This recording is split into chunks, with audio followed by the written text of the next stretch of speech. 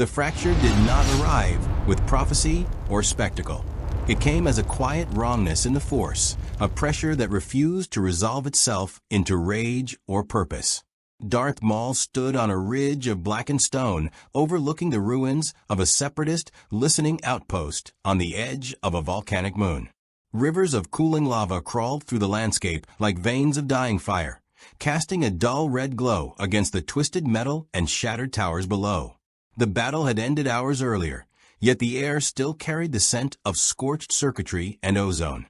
Deactivated battle droids lay strewn across the ash, limbs torn free, torsos split open, their lifeless forms half sunk into the molten ground as if the world itself were swallowing the evidence of violence. Maul had destroyed them with ruthless efficiency.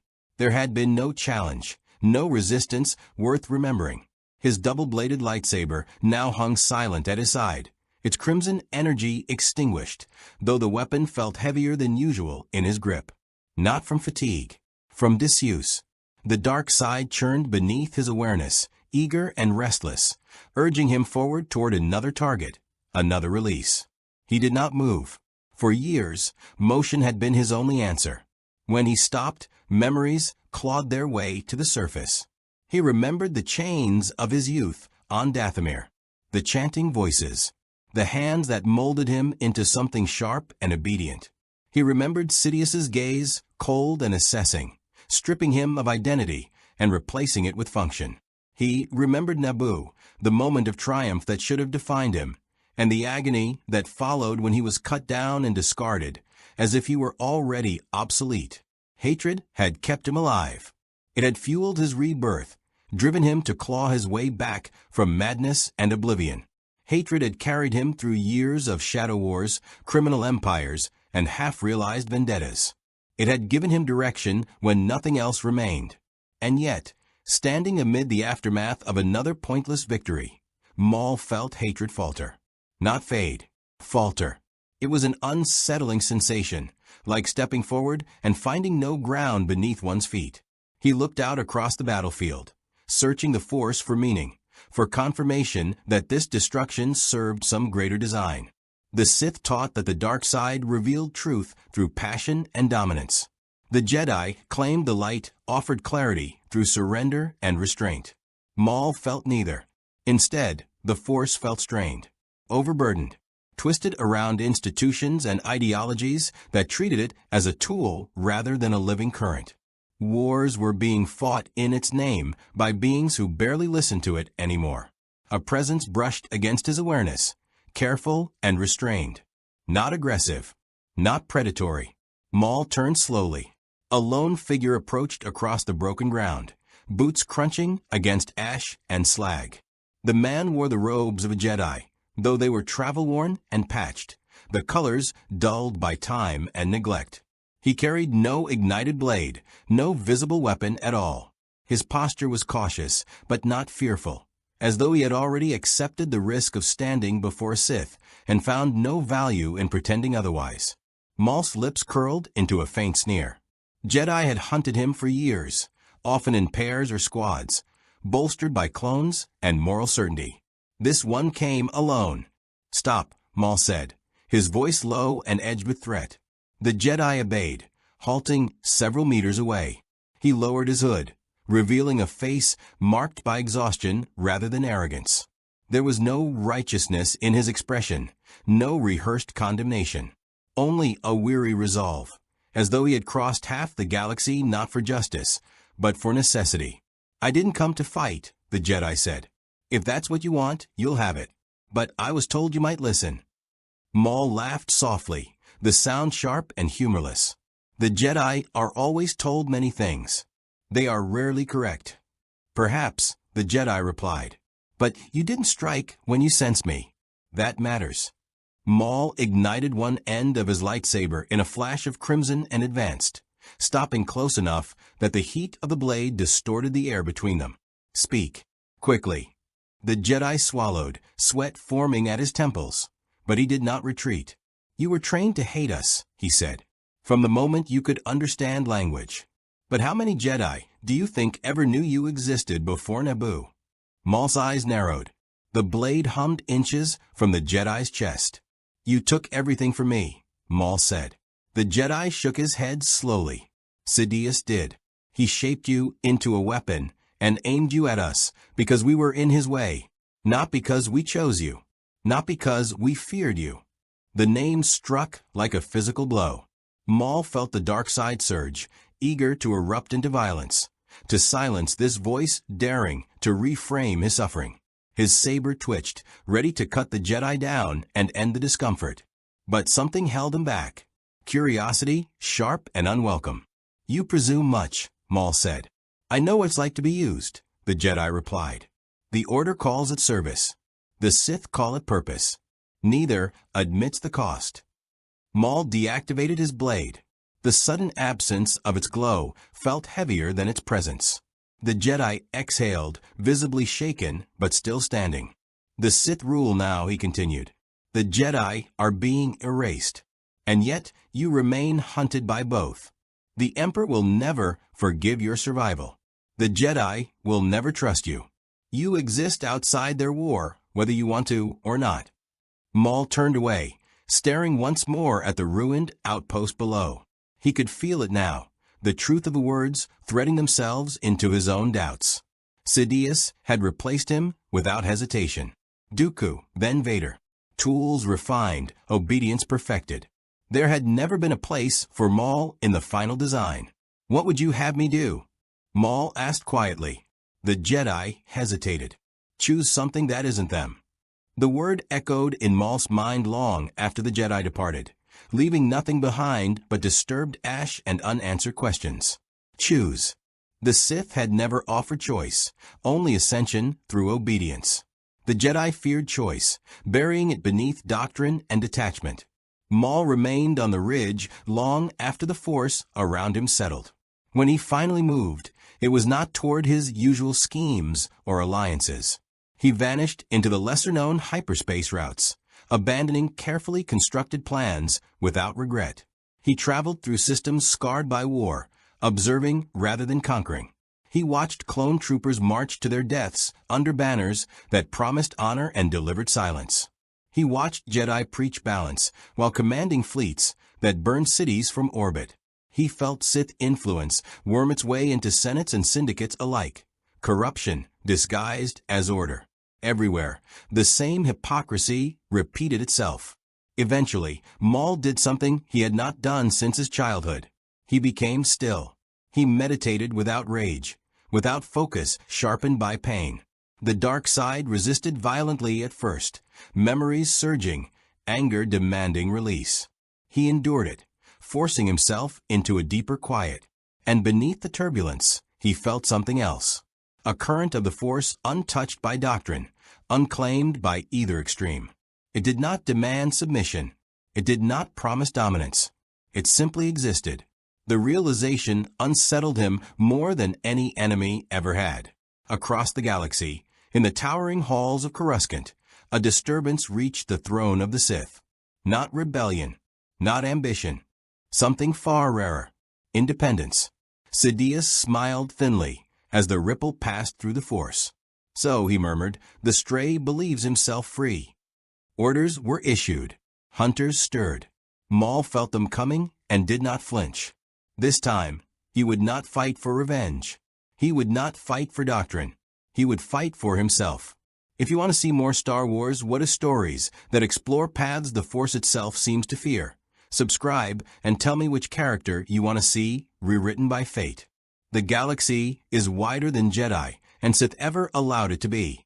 Maul ignited his lightsaber once more, not in fury, but in clarity. The crimson blade carved shadows across the stone, shadows that no longer pointed toward temples or thrones. They pointed forward. Maul did not announce his defiance. He simply stopped answering the calls of the galaxy that had once defined him. The criminal syndicates he had shaped from chaos felt the absence first. Hyperlane couriers arrived at rendezvous points to find empty chambers and unanswered signals. Lieutenants waited for instructions that never came, their carefully balanced alliances beginning to fray without the invisible pressure Maul had exerted to keep them aligned. Smugglers whispered rumors of their former master abandoning his throne, while rivals cautiously tested borders that had once been lethal to cross. Power vacuums formed quickly in a galaxy addicted to hierarchy, and blood followed close behind. Maul observed it all from the shadows, not with satisfaction, but with cold recognition. This was the cost of walking away from domination. Chaos did not pause to grieve lost tyrants. It simply surged forward, eager to crown new ones. He moved through the outer rim under no banner, his presence concealed not through fear or deception, but restraint. He no longer projected his rage into the Force like a beacon. Instead, he folded it inward, allowing only the faintest imprint of his power to bleed through.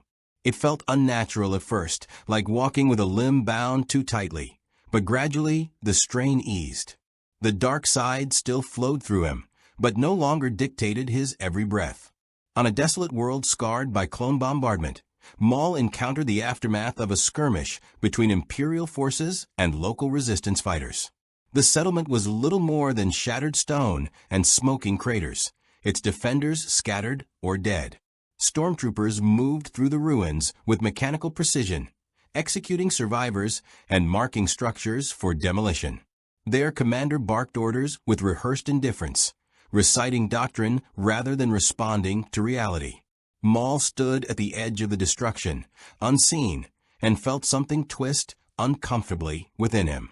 He had ordered massacres before. He had razed cities without hesitation. Yet this violence carried a different weight. It was not driven by ambition or revenge. It was systematic, clean, bureaucratic. The Sith Empire did not need passion anymore. It had perfected cruelty without emotion. When Maul finally stepped forward, the Force rippled outward like a sharp intake of breath. Stormtroopers turned as one, weapons raised, hesitation flickering through their ranks as they registered the presence before them. Their commander froze, recognition dawning too late. Maul moved. The fight was brief and devastating. Blaster fire streaked through the air, bolts deflected or absorbed into the flow of his movement. His lightsaber carved precise arcs, severing weapons and limbs with equal efficiency. He did not revel in it. He did not prolong it. Each strike ended a threat and nothing more. When the last trooper fell, silence reclaimed the ruins. A handful of civilians emerged cautiously from hiding, fear etched deep into their faces. They did not cheer. They did not thank him. They stared at him as one might stare at a natural disaster that had briefly turned against another. Maul extinguished his blade and turned away without a word. He felt it then. A subtle shift in the Force, faint but unmistakable. Awareness spreading. Questions forming. Elsewhere, far from the outer rim, the Emperor felt a flicker of irritation. Reports filtered in of an unidentified Force wielder disrupting Imperial operations without pattern or allegiance. The descriptions varied wildly. Some claimed a Sith relic. Others whispered of a rogue Jedi. None dared speak Maul's name aloud, but Sidious heard it regardless, echoing through the disturbance like a long-suppressed memory. The Emperor did not fear Maul's power. He feared unpredictability. Orders were issued in layers, subtle and deniable. Inquisitors were dispatched, their purpose framed as investigation rather than execution. Vader was not informed. Sidious preferred to observe before committing his most valuable asset. Maul sensed the hunt tightening around him but did not retreat. For the first time in his life, he did not feel compelled to strike preemptively. Instead, he began to choose his battles. On a remote jungle moon, he encountered a Jedi survivor hiding among displaced refugees. The man was older, his connection to the Force dimmed by years of suppression and guilt. When Maul confronted him, the Jedi did not reach for his blade. "I know who you are," the Jedi said, voice steady despite the tremor in his hands. "Then you know why you should run," Maul replied. The Jedi shook his head. "I've run long enough." They spoke for hours beneath the canopy. Tension coiled between them like a live wire. The Jedi spoke of the Order's failures, of its blindness, of how dogma had replaced compassion long before the clones turned on them. Maul spoke of Sidious's cruelty, of being shaped into a weapon and discarded when sharper ones emerged. Neither sought absolution. They simply spoke truth into the open air. When Imperial scouts arrived, Maul acted without hesitation. He fought alongside the Jedi, their movements instinctively aligning despite their opposing pasts. When the last trooper fell, the Jedi looked at Maul with something close to understanding. "You don't belong to them anymore," the Jedi said. Maul did not answer. He left before dawn, but the words followed him across hyperspace. As encounters like these multiplied, something unprecedented began to take shape.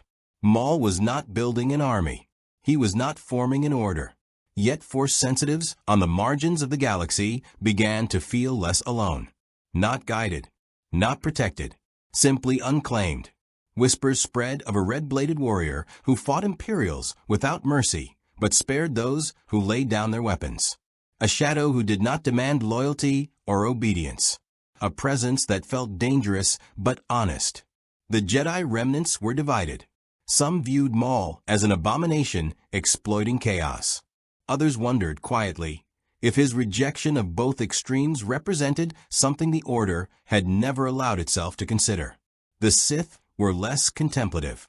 Inquisitors who tracked Maul found themselves outmatched or outmaneuvered, their training insufficient against someone who knew their methods intimately and refused to play by their rules. Each failure fed Sidious's growing irritation. Eventually, the Emperor made his decision. Vader was summoned.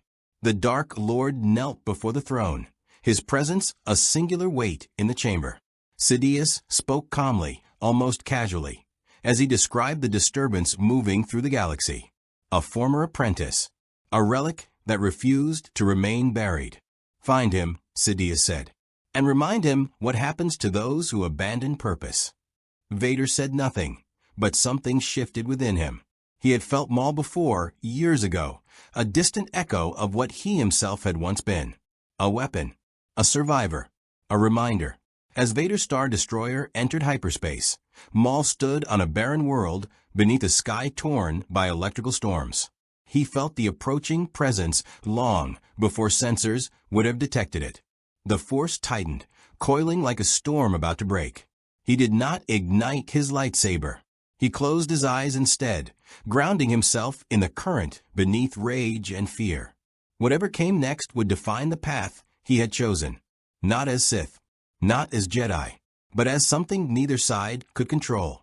Vader arrived like an eclipse, blotting out subtlety wherever his presence touched the Force. Entire systems felt the pressure shift as a Star Destroyer cut from hyperspace, its gravity while dragging fear and anticipation in equal measure. Unlike the Inquisitors, Vader did not search blindly. He listened. He let the Force guide him toward disturbance, toward contradiction. A being who struck the Empire without serving the light left scars that did not fade easily, and Vader followed those scars with methodical patience. Maul felt him days before their paths crossed. The sensation was unmistakable, a vast, disciplined fury bound inside armor and pain. It was not Sidious. This presence was heavier, more personal, shaped by loss and obedience rather than pure hunger for domination. Maul recognized it as kin and adversary in the same instant. He did not flee. He changed direction, drawing Vader toward a world already teetering on the edge of collapse. The planet was Ord Radima, an industrial satellite whose factories supplied raw components to Imperial shipyards. Its population lived beneath permanent smog clouds, working endless cycles for quotas they would never meet. A labor strike had begun weeks earlier, small and easily ignored, until stormtroopers fired into a crowd and turned resentment into revolt. The rebellion here was uncoordinated, desperate, and doomed. Maul entered the city unnoticed, moving through the underlevels where broken droids and discarded machinery formed a maze of rust and shadow. He listened to the people, not with sympathy, but with attention. They spoke of hunger, of disappearances, of transports that never returned.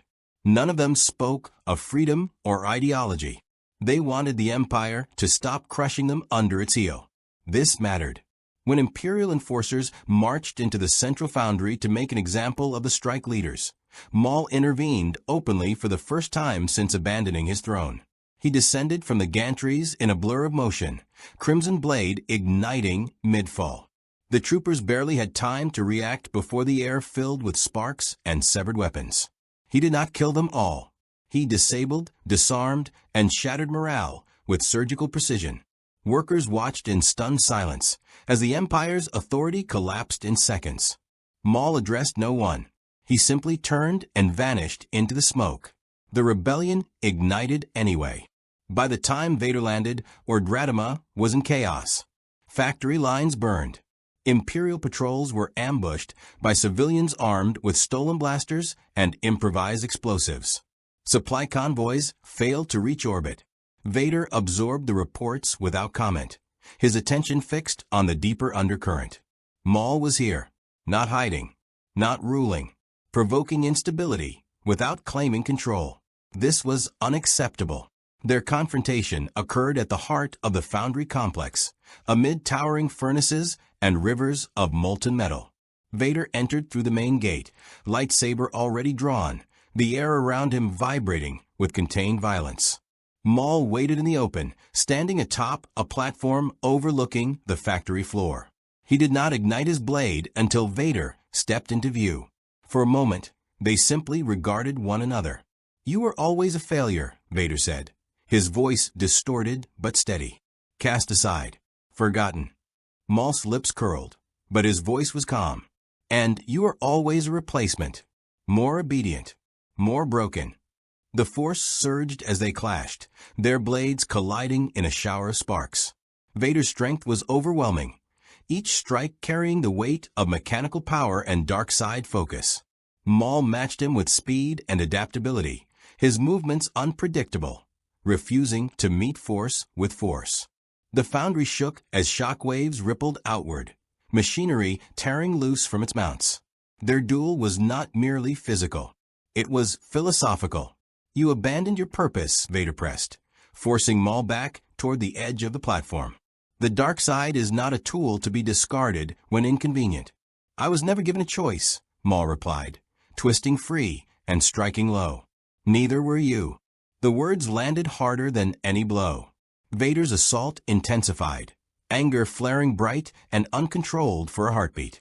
Maul seized the opening, landing a kick that sent Vader crashing into a control array. Alarms wailed as the foundry's containment systems destabilized. For a brief, terrible instant, Maul saw the future unfold. The reactors would breach. Thousands would die. The Empire would write it off as sabotage. Vader would survive. The cycle would continue. Maul made a choice. He disengaged. Vader rose, disbelief rippling through the force as Maul leapt from platform, landing amid the workers below. Instead of fleeing, Maul plunged his saber into the control core, channeling the force to stabilize the failing systems. The effort was immense. Sweat beaded along his brow as he held the machinery together through will alone, redirecting energy flows and sealing ruptures one by one. Workers stared in shock as the red-bladed figure saved the very facility he had helped destabilize. Vader watched from above, confusion bleeding into something dangerously close to doubt. When the system stabilized, Maul extinguished his blade and vanished into the depths of the city before Imperial reinforcements could arrive. He did not look back. The rebellion on Ordradama succeeded, briefly. The Empire retaliated weeks later with overwhelming force, crushing the uprising and restoring control. Yet something fundamental had shifted. Workers across nearby systems began to believe resistance was possible, even without Jedi or organized cells. Hope spread without banners or leaders. Sidious felt it and was displeased. Maul retreated into uncharted space, wounded not in body, but in certainty. His choice on Ordradama haunted him. He had acted not out of strategy or ambition, but instinct. Compassion. The Jedi would have called it. Weakness. The Sith would have sneered. Yet it felt right. As he traveled, Maul encountered others like himself. Not apprentices. Not followers. Force sensitives who had slipped through the cracks of galactic conflict. a former Padawan who had rejected the Order's dogma and fled before Order 66. A Night Sister exile who no longer trusted the spirits she once served. A mercenary whose latent abilities surfaced only under extreme stress. Maul did not train them. He did not command them. He shared knowledge when asked and left when his presence became a liability. Still, a pattern emerged. These individuals began to survive longer, to adapt, to choose paths that did not align neatly with light or dark. The Jedi remnants debated his influence in secret enclaves and hidden sanctuaries. Some argued Maul was corrupting vulnerable minds, leading them toward inevitable darkness. Others feared the alternative more, that he was proving the Force could be wielded without obedience to either order. The Sith reacted with violence. Inquisitors intensified their hunts, their methods growing more brutal as fear replaced confidence. Each failure to capture or kill Maul eroded the illusion of total control Sidious relied upon to rule. Vader, ordered to abandon the pursuit temporarily, did not forget their encounter. In moments of rare solitude, he replayed Maul's words, their resonance gnawing at old scars he had never allowed to heal. The idea that choice still existed was a dangerous one. Maul sensed this shift without understanding its full implications. He knew only that his defiance was no longer singular. The galaxy was responding not with unity, but with divergence. Paths branching where once there had been only submission. Standing on a cliff overlooking a dead ocean beneath twin moons, Maul contemplated what he had become. Not a ruler, not a savior, a disruption. A question the Force itself seemed unwilling to answer. And somewhere in the vastness of space, the Emperor began planning not Maul's destruction, but his replacement. Something colder, something absolute. The storm was far from over. The Emperor adjusted his strategy not with haste, but with precision. Sidious had learned long ago that brute force solved only simple problems. Maul was no longer simple. He was not rallying armies or declaring ideologies. He was eroding certainty. That made him dangerous in ways the Jedi had once been, perhaps even more so, because Maul understood the dark side intimately and had still chosen to step away from it. That contradiction fascinated Sidious and infuriated him. Rather than deploying more Inquisitors, Sidious activated older, quieter assets. Intelligence networks buried deep within the Imperial bureaucracy began tracking rumors instead of targets. Disruptions without leaders. Force anomalies without Jedi signatures. Worlds where small uprisings flared and collapsed before the Empire could properly retaliate. Patterns emerged. Not centralized. Not coordinated. But unmistakably connected. Maul, meanwhile, moved along the edges of the galaxy, favoring systems forgotten by major hyperspace lanes. He learned quickly that remaining in one place invited annihilation. The Empire's reach was vast, but its grip weakened where profit was thin and control expensive. On these fringe worlds, Maul encountered something unexpected. Choice without consequence. No Jedi councils. No Sith masters. Just people surviving. On the moon of Valus Prime, Maul found himself among Mandalorian remnants who had rejected Imperial subjugation. They did not kneel. They did not fear him. They judged him by action alone. Their leader, a scarred veteran named Court of Izrin, challenged Maul openly, not with a blade, but with words. "You're not Jedi," Corta said, watching Maul train alone in the dust. "And you're not Sith, no matter how much red you carry. So what are you?" Maul did not answer immediately. He had been asked that question many times in his own mind, rarely aloud. "I am someone who refuses to be owned," he said at last. The Mandalorians respected that. Maul did not stay long, but the encounter left an impression. Mandalorian culture revolved around choice, clan, and earned loyalty. Power meant nothing without honor. It was alien to Sith doctrine and incompatible with Jedi detachment. Yet it worked. They endured where empires rose and fell. Elsewhere, the Empire tightened its grip. On Corellia, production quotas increased. On Lothal, surveillance doubled. Vader oversaw campaigns with ruthless efficiency, But something in him had shifted. He began interrogating prisoners personally, probing not just for information, but for belief.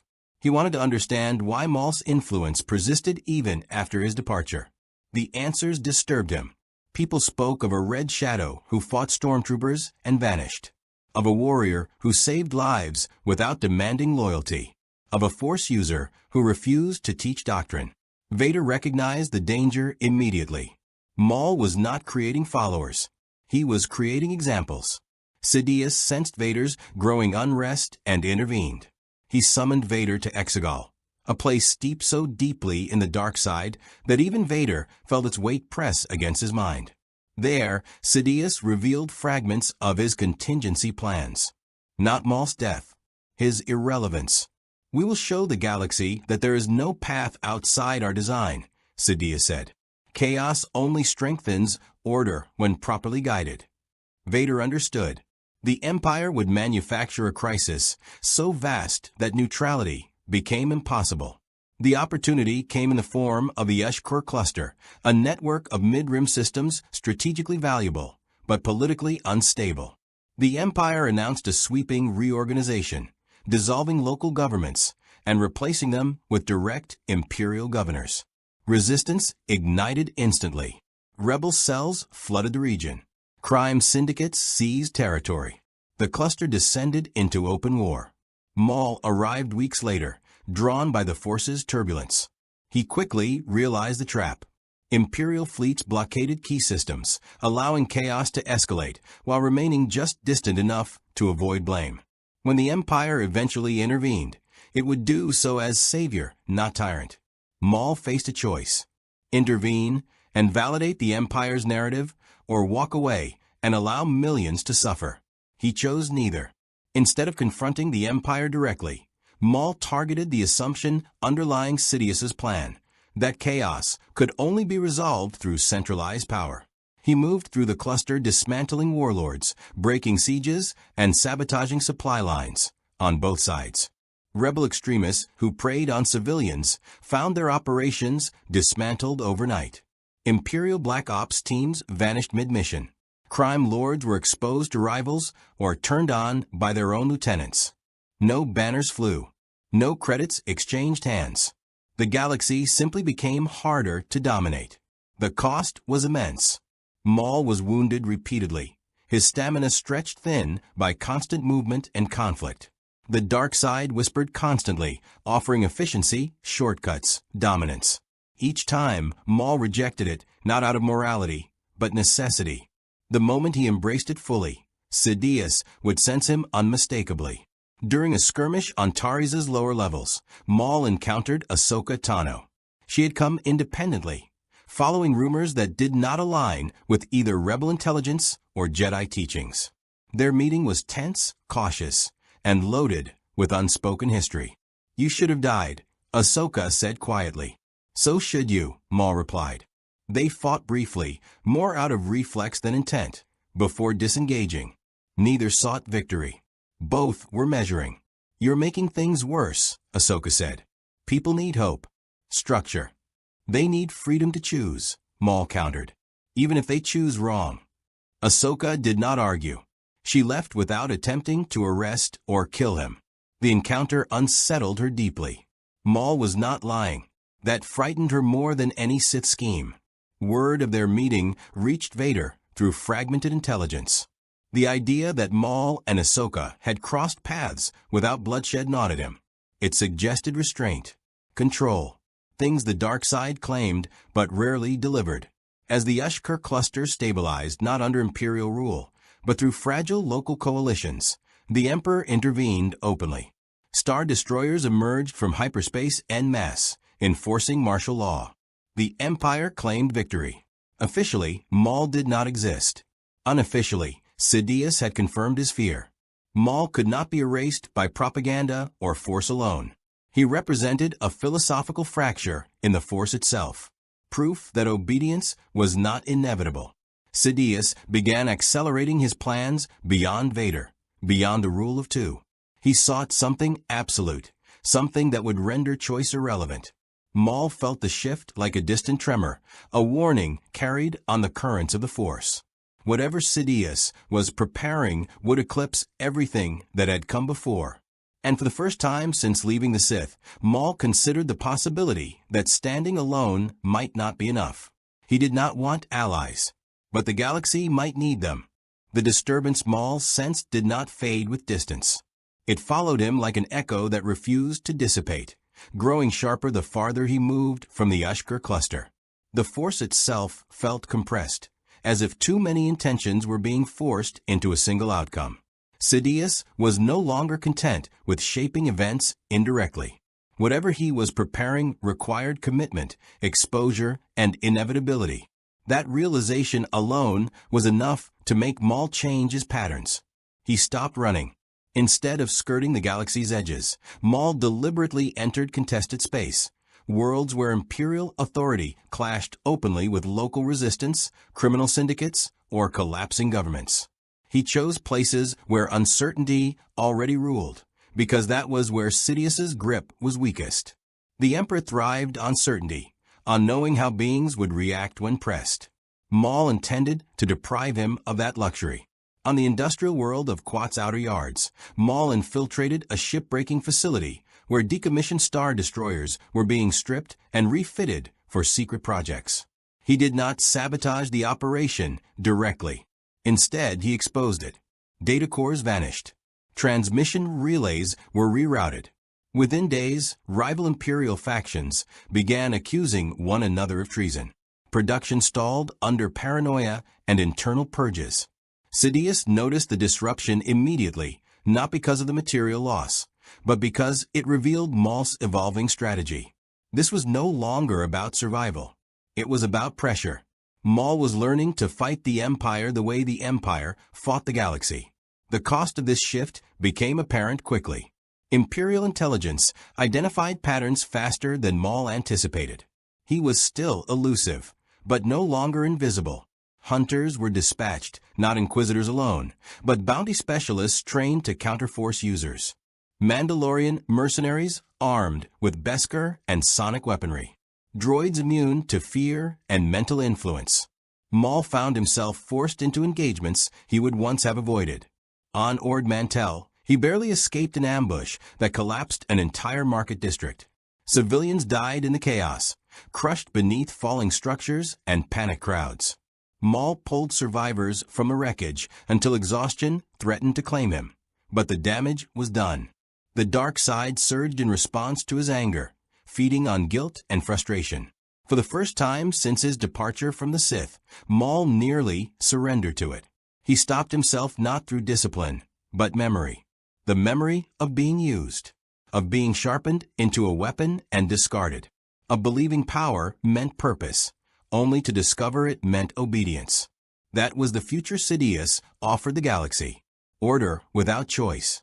Peace enforced by inevitability. Maul refused.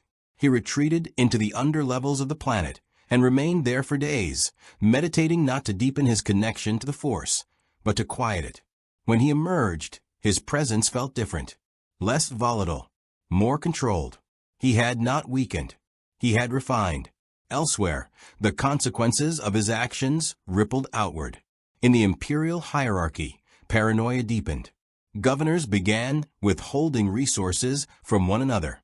Admirals delayed deployments, waiting for confirmation that orders were authentic. Sidious tolerated this, for now. Disorder among subordinates could be corrected. Philosophical dissent could not. Vader, however, found himself increasingly conflicted. He was sent to investigate several of Maul's disruptions personally. Each time, he arrived too late to confront Maul directly, but soon enough to witness the aftermath. Local populations that had begun organizing independently. Criminal syndicates dismantled not by rebellion, but by exposure. Systems that resisted imperial control without rallying to the rebel alliance. This troubled Vader more than open defiance ever had. He encountered Ahsoka again on the smuggler moon of Nar Shaddaa, both of them chasing the same thread of intelligence related to Maul's movements. Their meeting was brief, tense, and unresolved. Neither attacked. Neither retreated. You feel too, Ahsoka said quietly. Yes, Vader replied. Neither said Maul's name. As Maul continued his campaign, he began encountering Force-sensitive individuals who had never been trained. Beings who felt the Force instinctively, but had avoided both Jedi and Sith doctrines. Some had hidden their abilities out of fear. Others had never understood what they were sensing. Maul did not teach them techniques or philosophies. He taught them restraint. The Force does not belong to you, he told a young woman on a rain-soaked world near the unknown regions. And you do not belong to it. It is a current. Learn to stand in it without drowning. Word spread quietly, not of a new order, but of a red-skinned warrior who offered understanding without allegiance. Sidious felt these ripples clearly now. The Force itself was being interpreted differently by those who encountered Maul. Not light, not dark, choice. That could not be allowed to persist. Sidious accelerated his final contingency. On Coruscant, beneath layers of bureaucracy and secrecy, ancient mechanisms began to activate. Sith relics long dormant were awakened. Not weapons in the conventional sense, but amplifiers, constructs designed to narrow the spectrum of the Force itself, to make deviation painful, eventually impossible. Maul sensed the change immediately. The Force grew sharper, less forgiving. Meditation became more difficult. Visions fragmented. Futures narrowed. Sidious was attempting to impose a singular destiny across the galaxy. Maul realized something then that unsettled him deeply. This was no longer a battle he could fight alone. He returned to Mandalorian space, not as a conqueror, but as a negotiator. The remnants he had encountered before listened, wary but respectful. Maul did not demand loyalty. He presented information, the Empire's plans, the consequences of submission, the cost of resistance. You don't have to follow me, he said, but you'll be forced to choose. Some refused. Others agreed to cooperate on their terms. At the same time, Maul allowed himself to be seen by the criminal underworld. He dismantled one hut operation publicly, leaving its leadership bound and exposed to rivals. The message was clear. Neutrality would not protect those who profited from oppression. The galaxy began to shift, not toward unity, but toward awareness. Sidious finally made his move. Vader was ordered to confront Maul directly, not to kill him, yet, but to force him into a decisive confrontation, one that would expose his allies, his philosophy, and his limits. Vader accepted without hesitation, but privately, something in him resisted the command. This was not the hunt of a rogue Sith. This was something else. Their meeting occurred on the dead world of Malachor. The ruins remembered them both. Maul stood among the shattered remnants of an ancient battle, his double-bladed saber unignited. Vader approached from the shadows, his presence heavy, inescapable. They did not speak at first. Words felt inadequate. You could have ruled, Vader said finally. So could you, Maul replied. They fought with controlled fury, each testing the other not just physically, but philosophically. Vader fought with precision, discipline, overwhelming power.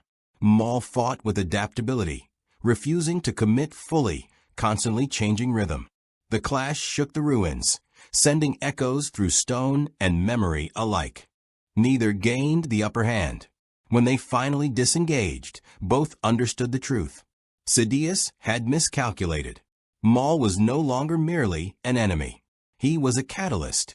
And the galaxy, once shown that choice was possible, could never be forced back into ignorance. The confrontation on Malachor did not end with victory or retreat. It ended with recognition. Vader withdrew first not because he was defeated, but because continuing the fight would have revealed too much about Maul, about himself, and about the fracture growing quietly within the Empire's foundation. He returned to Coruscant carrying more than damage to his armor. He carried doubt, sharpened and undeniable. Sidious sensed it immediately. The Emperor did not confront Vader directly. He never did when subtler tools would suffice. Instead, he reshaped the battlefield. Imperial doctrine shifted almost overnight. Local autonomy was revoked even in compliant systems. Surveillance expanded beyond logic. The Inquisitorius was restructured, its mandate no longer limited to hunting Jedi, but identifying philosophical contamination.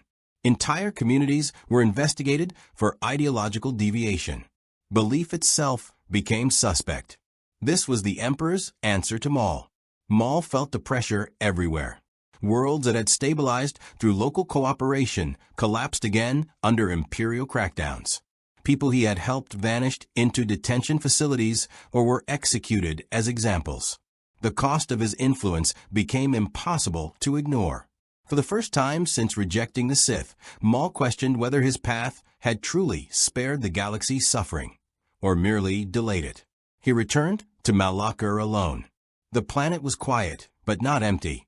The Force there was heavy with memory, layered with echoes of choices made and unmade. Maul meditated among the ruins, not seeking guidance from the Force, but confronting himself. He had torn down identities all his life, first as a Sith assassin, then as a crime lord, then as a shadow moving between powers. What remained when destruction was no longer enough? The answer came not as revelation, but as resolve. If Sidious sought to eliminate choice by narrowing the Force itself, then Maul would widen it, not by teaching doctrine, but by forcing confrontation. Sidious hid behind inevitability. Maul would expose consequence. He began targeting Imperial symbols, not of power, but of certainty. On Chandrila, he disrupted a carefully staged public reconciliation between Imperial governors and former senators, revealing falsified records and hidden coercion. The broadcast spread before it could be shut down. Trust shattered. Even loyal citizens began questioning Imperial narratives.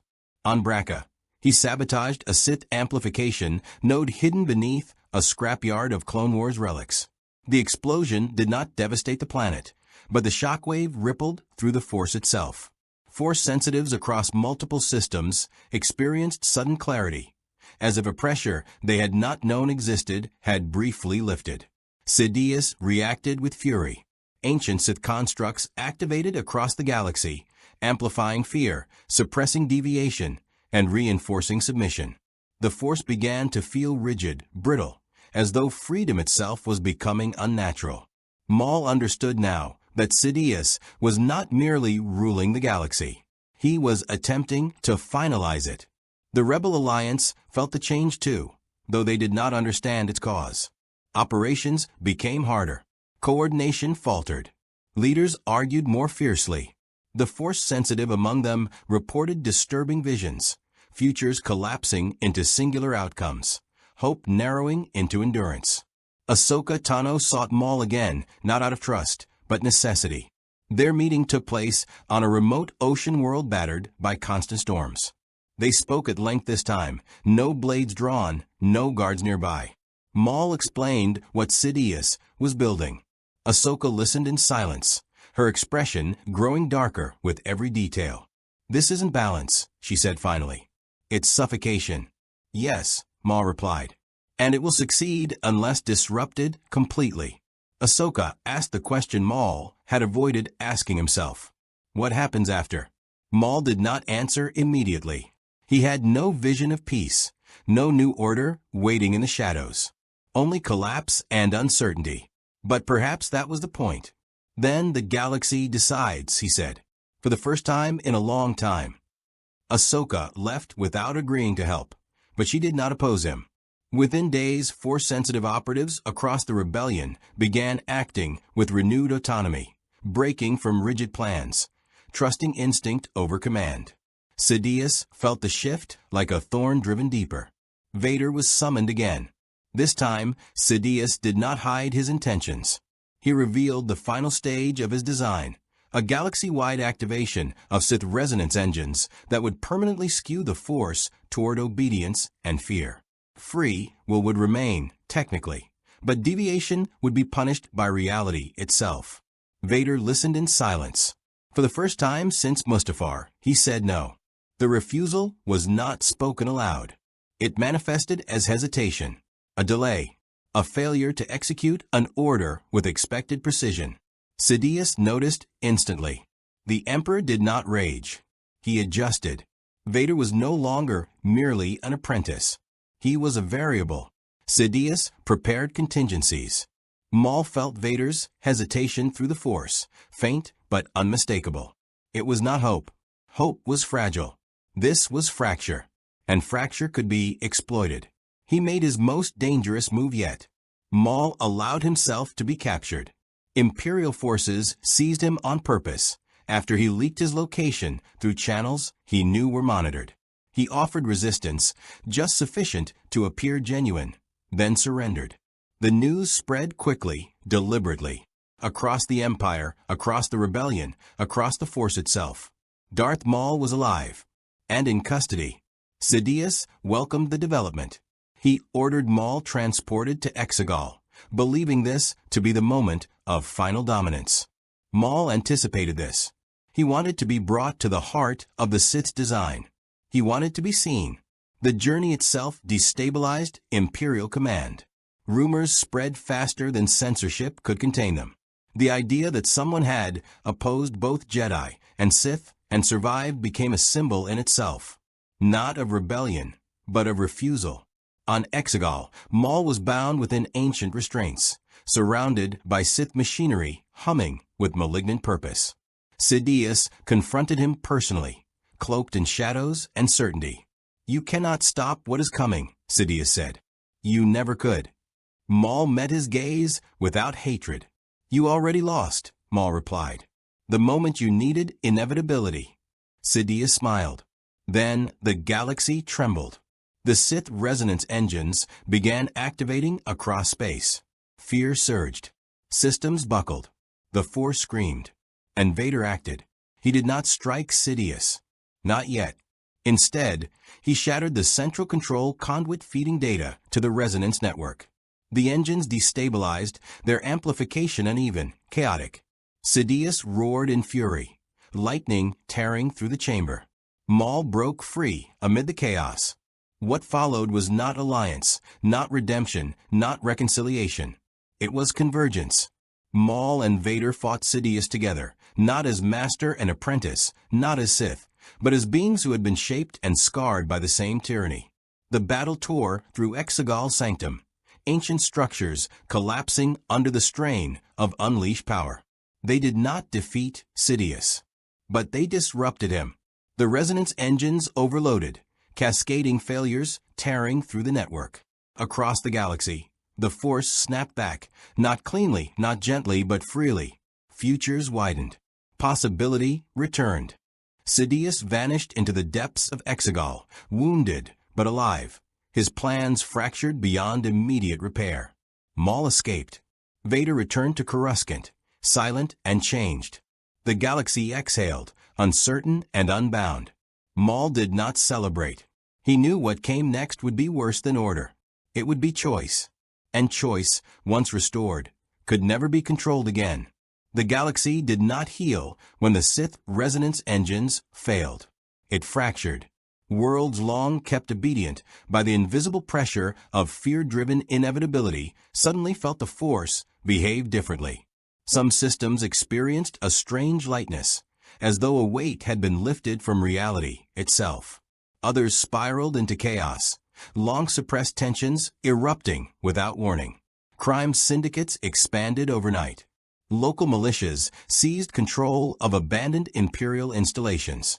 Former collaborators were hunted by the very populations they had governed.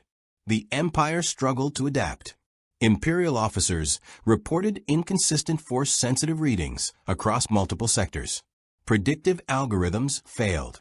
Inquisitors lost their ability to sense dissent before it manifested. Entire campaigns collapsed due to misjudged resistance.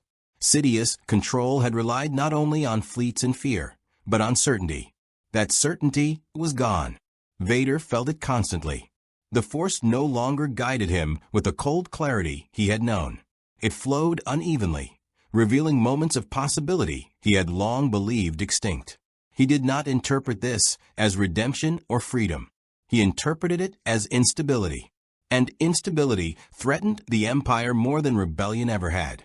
Sidious retreated deeper into secrecy, focusing on repairing the fractured resonance network and isolating its cause. He no longer trusted Vader fully. New contingencies were activated. Dark acolytes replaced Inquisitors in sensitive regions. Entire legions were reassigned without explanation. The Empire tightened its grip not out of confidence, but paranoia. Maul watched all of it from the shadows. He did not return to Malachor. That place had served its purpose. Instead, he moved constantly, never remaining in one system long enough to be mythologized. His presence was not meant to inspire loyalty. It was meant to destabilize assumptions. Wherever rigid hierarchies formed, imperial, criminal, or rebel, Maul intervened selectively, disrupting leadership structures without offering replacements. On Ord Mantell, he dismantled a syndicate that had allied with Imperial intelligence by exposing their financial records to both rivals and civilians. The syndicate collapsed into internal war within days. On Salakami, he sabotaged an Imperial training facility, not by destroying it, but by erasing its doctrine archives, forcing commanders to improvise without ideological reinforcement. People began to speak of him differently. He was no longer whispered as a Sith or a monster. He became something harder to define. A variable, a pressure point, a reminder that power could be challenged without being claimed. The Rebel Alliance remained divided about him. Some commanders argued that Maul's actions weakened the Empire and should be supported, even indirectly. Others warned that he represented chaos that could just as easily consume fragile resistance networks. Mon Mothma refused to sanction any contact, but intelligence cells quietly tracked his movements, not to stop him, but to anticipate fallout. Ahsoka Tano walked a narrow path between these perspectives. She did not seek Maul again, but she followed the patterns he left behind. She saw how his disruptions created space, dangerous, unpredictable space, for people to choose differently. In several systems, former Imperial officers defected not to the rebellion, but to local self-governance efforts. Jedi survivors emerged briefly, not to fight, but to teach restraint, then vanished again. Balance, Ahsoka realized, did not mean peace. It meant movement. Sidious understood this as well. He abandoned the idea of immediate restoration. Instead, he shifted strategy. If inevitability could not be enforced universally, it would be imposed surgically. He authorized the creation of regional force suppression zones, localized fields that dampened choice by overwhelming it with fear. These zones became testing grounds, prototypes for a more adaptable form of control. The first was deployed on Dathomir. The irony was not lost on Maul. The planet screamed under the activation. The Night Sister ruins reacted violently, ancient magics clashing with Sith technology. The Force twisted, bleeding into reality in unstable surges. Maul felt it from across the system and returned without hesitation. Imperial forces had already begun extermination protocols, eliminating remaining clans and harvesting arcane remnants. Maul did not attack immediately. He observed. He studied the suppression field, felt its structure, its weaknesses. It was powerful, but inefficient, built on domination rather than harmony. It demanded constant reinforcement. Maul dismantled it from within.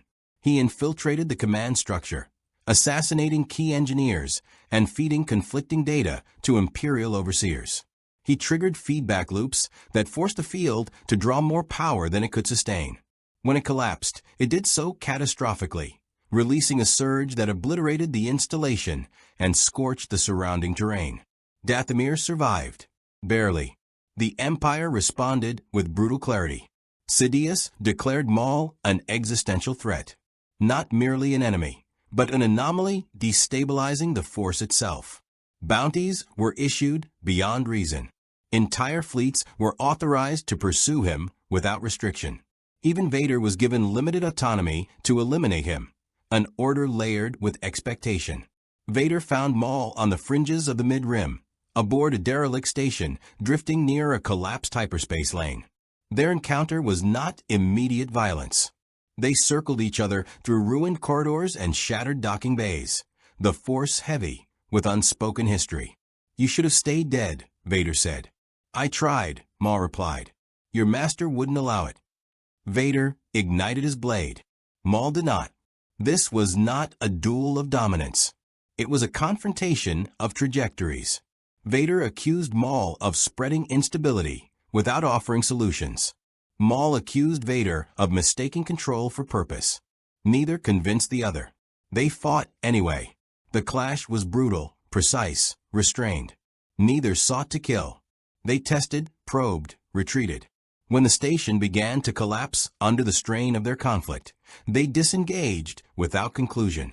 Vader let Maul escape. The decision was not mercy. It was calculation. As long as Maul existed, Sidious's focus remained divided. As long as inevitability remained broken, Vader had space, however narrow, to exist beyond absolute obedience. Sidious sensed the deception. The punishment was subtle. Vader's autonomy was reduced incrementally. New overseers appeared. Missions were rerouted. His authority eroded without direct confrontation. Sidious did not need to destroy Vader. He needed to remind him of limitation. Maul watched this dynamic unfold with grim satisfaction. He understood now that he did not need to defeat Sidious. He needed to force him to overextend, to react rather than dictate. Every suppression field, every contingency, every escalation cost the Emperor time, resources, and certainty. The galaxy began to change in small but irreversible ways. Children born Force-sensitive were no longer immediately hunted in some regions. Others learned to hide without fear of instinctive detection. Cultures once erased began resurfacing, cautiously reclaiming traditions long suppressed. The Force flowed unevenly, but freely. Maul did not become a leader. He remained a catalyst. And catalysts, by nature, do not survive their reactions forever. Sidious prepared his final countermeasure, not a weapon, but a narrative. He seeded intelligence, suggesting Maul intended to replace both Jedi and Sith with his own doctrine. He framed chaos as ambition. Fear spread more effectively than truth ever could. Systems began turning against Maul preemptively. Militias hunted shadows. Allies withdrew. Even those he had helped questioned his intentions. Maul felt the isolation close in. For the first time since rejecting the Sith, he felt something dangerously close to exhaustion, not of body or power, but of purpose. He had broken inevitability, but what filled the void was not balance. It was uncertainty layered with fear. The question remained unanswered. What does the galaxy do when no one decides for it? Uncertainty did not paralyze the galaxy. It polarized it. In the absence of a singular gravitational pull, like the Sith's inevitability or the Jedi's moral absolutism, systems began defining themselves in opposition to one another. Some embraced autonomy with fierce idealism, forming loose coalitions that rejected both imperial order and rebel hierarchy.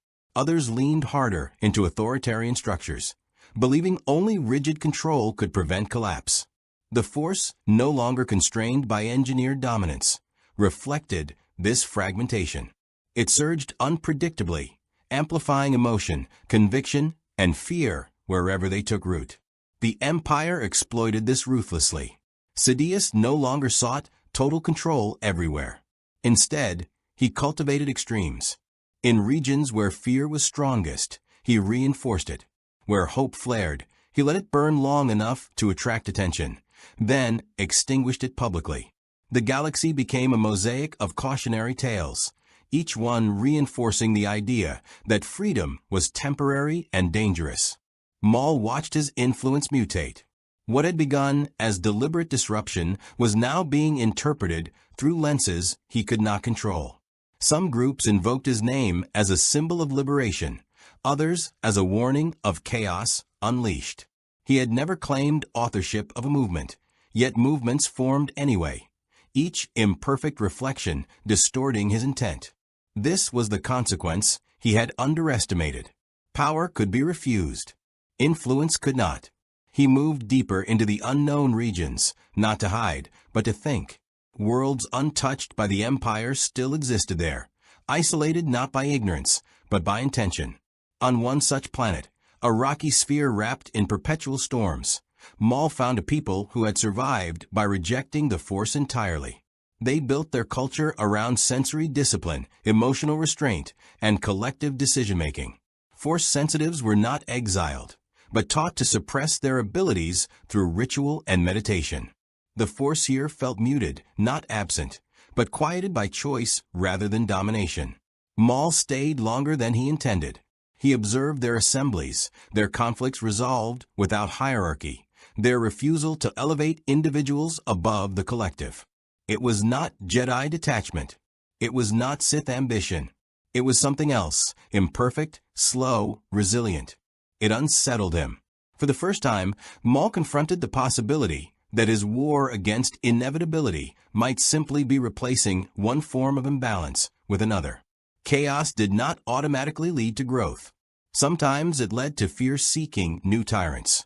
The Empire did not allow this reflection to remain uninterrupted. A probe found the planet, then another.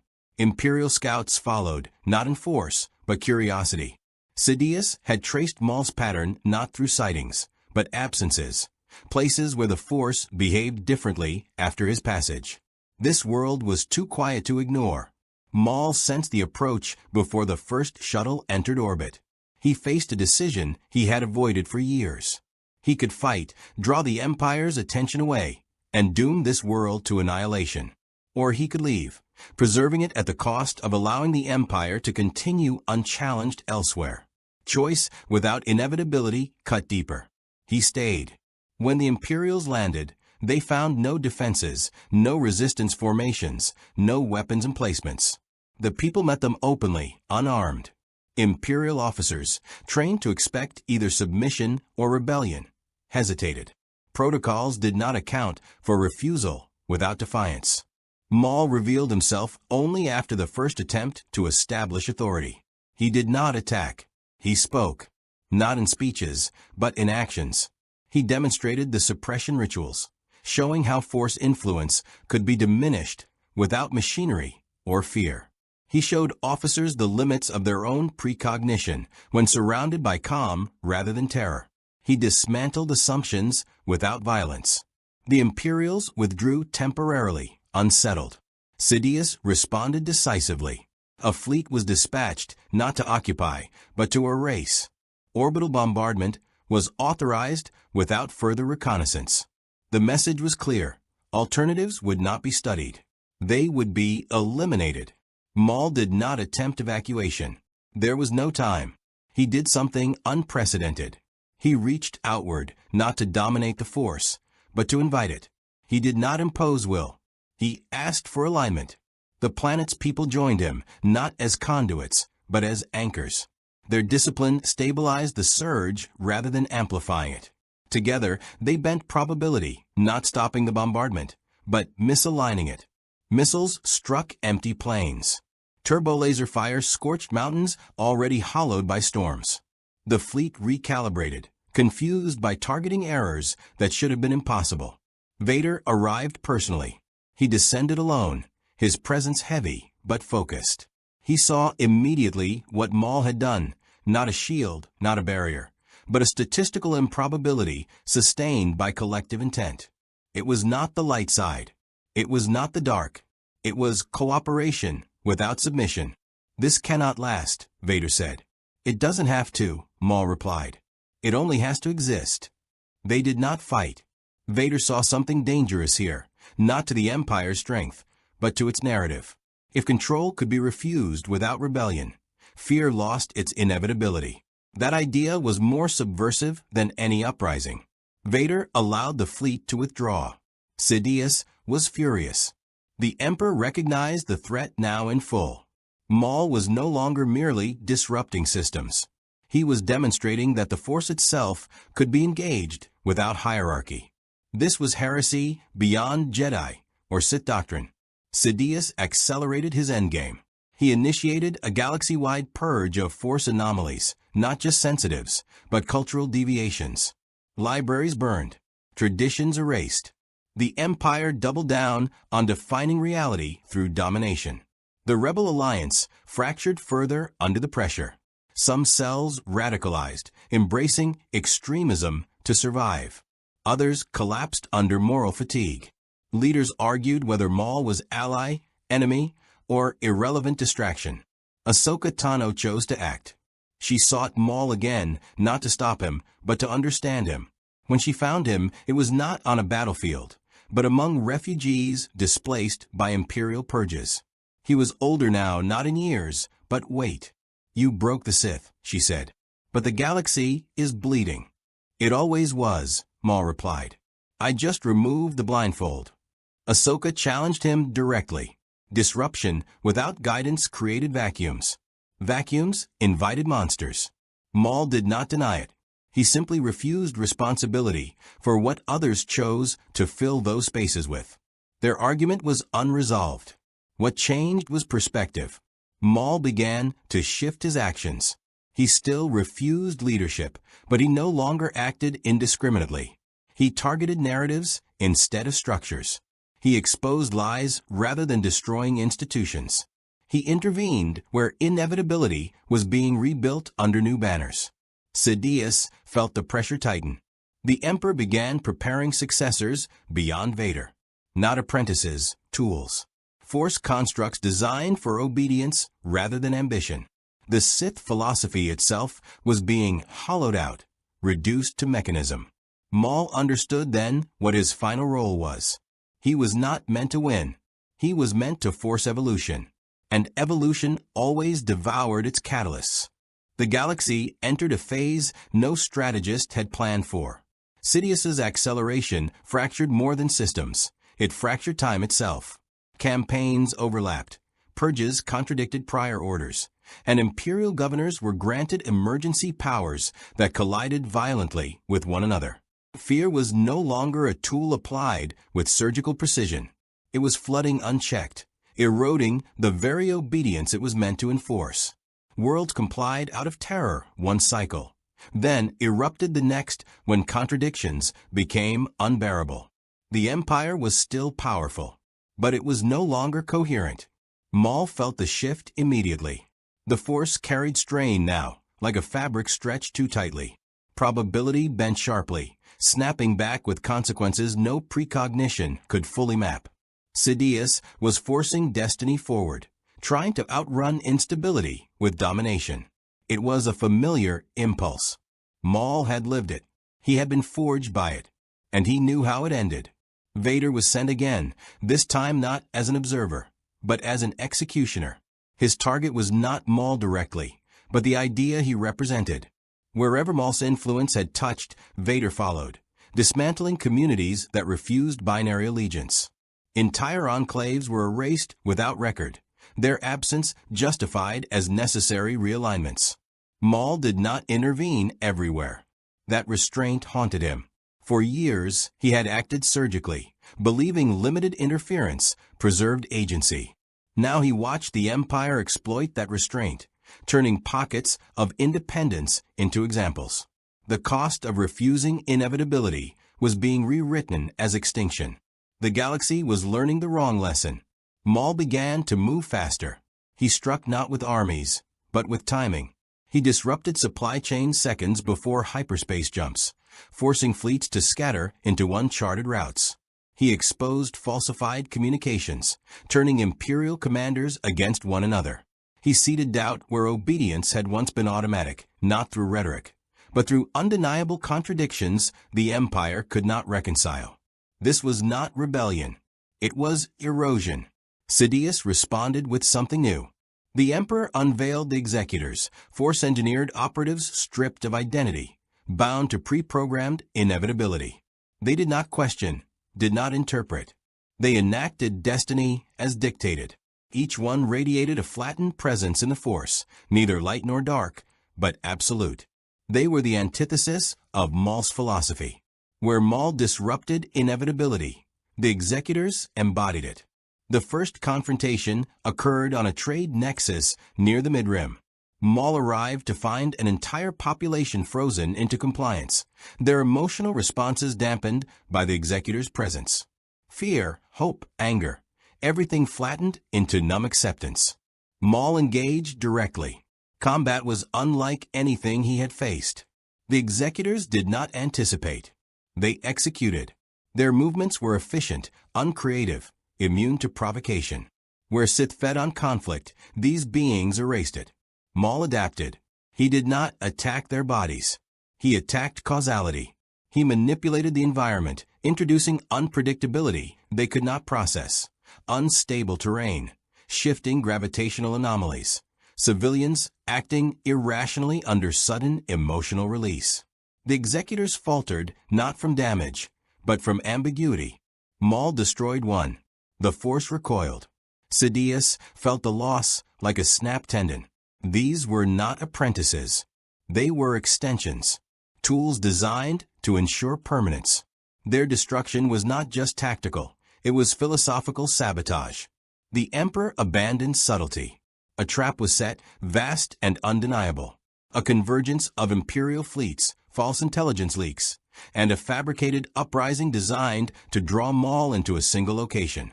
The planet chosen was Malakir's outer system, a graveyard of old Force scars, already unstable. Maul recognized the trap. He entered anyway. This was not recklessness. It was acceptance. The moment he arrived, the system collapsed into conflict. Executors deployed en masse. Vader followed. The sky filled with wreckage and fire as Imperial vessels collided under sabotaged navicomputers. The planet's surface cracked under competing force pressures, ancient wounds reopening. Maul fought at full capacity, not as a Sith, not as an anti-Sith, as himself. His movements were precise, feral, unbound by doctrine. He did not seek domination or balance. He sought disruption where stagnation threatened annihilation. Executors fell not because he overpowered them, but because they could not adapt. Vader engaged him directly, their duel tearing through stone and memory alike. "You are chaos," Vader said, blades locked. "No," Maul replied. "I am consequence." Their battle ended inconclusively, not by interruption, but by realization. Vader sensed it too. This conflict could not be resolved through victory. Killing Maul would not restore inevitability. It would fracture it further. Sidious understood at the same moment. The Emperor revealed himself. He did not descend physically. He manifested through the Force itself, his presence saturating the battlefield. He offered Maul a choice, not alliance, but absorption. Maul could be folded back into inevitability, his disruptions repurposed, his legacy rewritten as necessary deviation within a controlled system.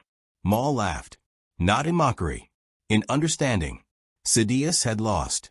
The Emperor could still kill him. He could still burn systems, rewrite history, crush resistance. But the illusion of total control was gone. The galaxy had seen alternatives exist, however briefly. That knowledge could not be erased. Maul made his final decision. He did not attack Sidious. He attacked the battlefield. He severed the convergence itself, collapsing Force pathways, destroying the locus Sidious used to project dominance. The act was catastrophic. Executors shut down mid-action. Fleets lost coordination. Vader was thrown clear as the system tore itself apart. Maul was at the center. This time, he did not resist the cost. The Force did not claim him gently. It did not consume him violently. It unraveled him, presence dispersing, identity loosening, agency dissolving into possibility. Not death, not ascension. Erasure as individual inevitability. Silence followed. The system stabilized, scarred but intact. The Emperor's presence withdrew, furious and diminished. Vader retreated, carrying uncertainty heavier than defeat. Across the galaxy, ripples spread. Executors ceased functioning. Imperial campaign stalled. Rebel cells reorganized, no longer reacting solely to oppression, but questioning their own emerging dogmas. Independent worlds acted cautiously, informed now by memory rather than myth. Maul was gone, but inevitability never returned. The galaxy did not heal. It recalibrated. In the months following Malakir's collapse, the Force settled into unfamiliar currents. Not calmer, never that, but less constrained. Patterns once predictable became inconsistent. Precognitive visions blurred at their edges. Long-standing prophecies fractured into branching possibilities. For the first time in generations, neither Jedi nor Sith could agree on what tomorrow looked like. Sidious responded with rage disguised as order. The Empire did not fall. It tightened. Regional governors were granted autonomy bordering on sovereignty, each tasked with enforcing stability through whatever means they deemed effective. This decentralization was framed as efficiency, but it was born of necessity. Without the executors, and without Maul as a focal disruption to rally against, the Emperor no longer possessed a single, absolute mechanism of control. He ruled through fear still, but now fear was localized, uneven, contradictory. That contradiction bred resistance of a new kind. Not rebellion in banners and fleets, but defiance in governance. Worlds complied publicly while quietly rewriting laws, sheltering undesirables, rerouting resources. The Empire's reach remained vast, yet its grip loosened where it mattered most, in belief. Obedience became performative rather than internalized. Vader felt this shift more acutely than any other. He had survived Malachor physically intact, but something fundamental had been altered. Maul's final act had not damaged Vader's body. It had destabilized his certainty. The dark side still answered him, still surged at his command, but it no longer felt inevitable. It felt chosen. That disturbed him. For years, Vader had anchored himself to the idea that his path was singular, unavoidable, justified by destiny itself. Maul's defiance had dismantled that illusion without offering absolution. There was no redemption in what Maul had done, only agency reclaimed at catastrophic cost. Vader began to hesitate, not in battle, not in execution, but in purpose. Assignments once followed without internal friction now echoed longer than they should have. He noticed inconsistencies Sidious dismissed. He recognized fear being applied indiscriminately, generating instability rather than submission.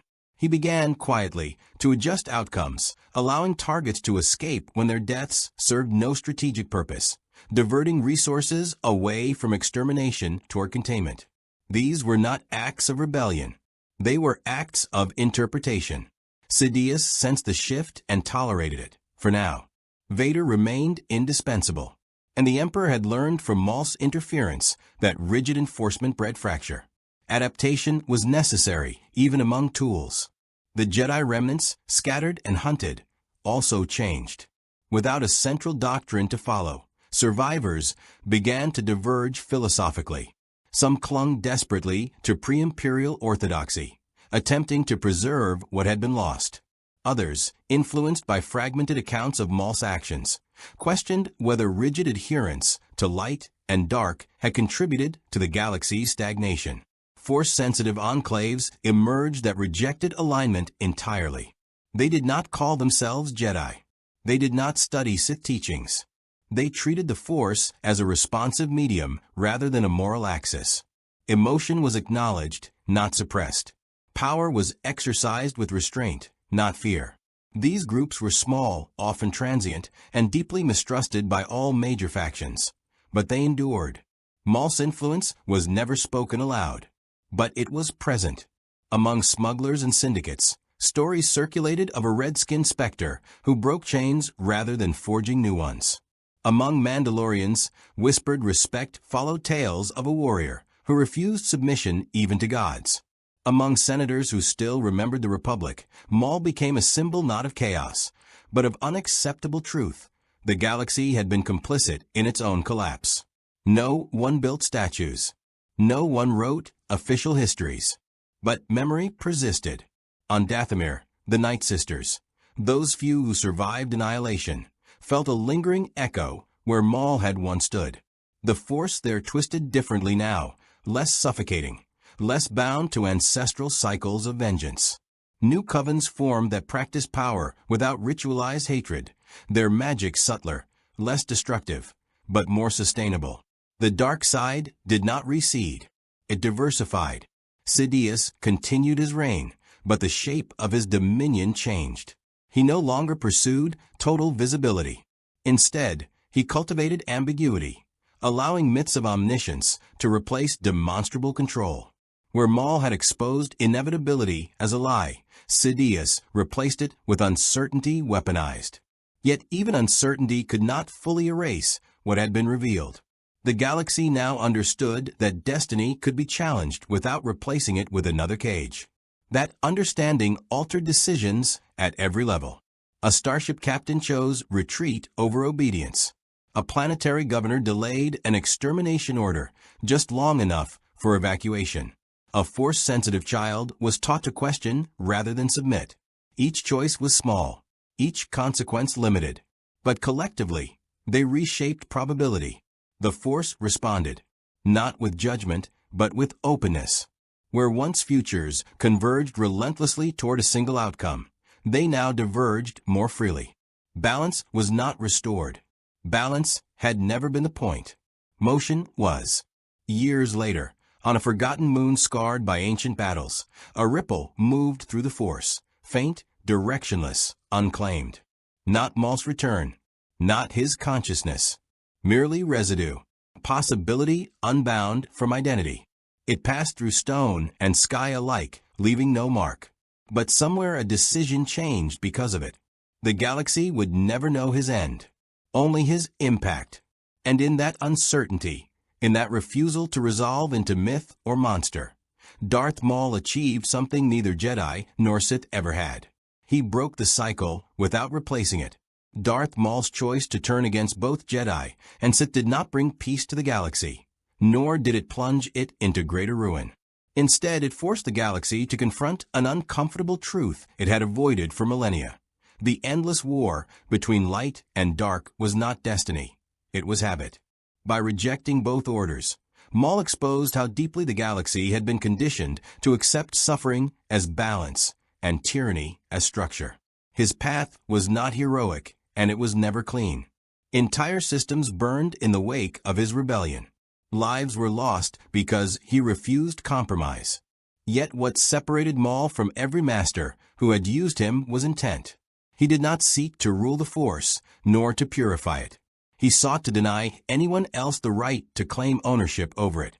That defiance fractured long-standing assumptions across the galaxy, from the Emperor's illusion of inevitability to the Jedi's belief in moral exclusivity. The legacy Maul left behind was not a new order, prophecy, or doctrine. It was uncertainty, and with it, choice. A galaxy once trapped between two absolutes began, slowly, to imagine other paths. Not better ones, not safer ones, but freer ones. In the end, Darth Maul did not balance the Force. He liberated it,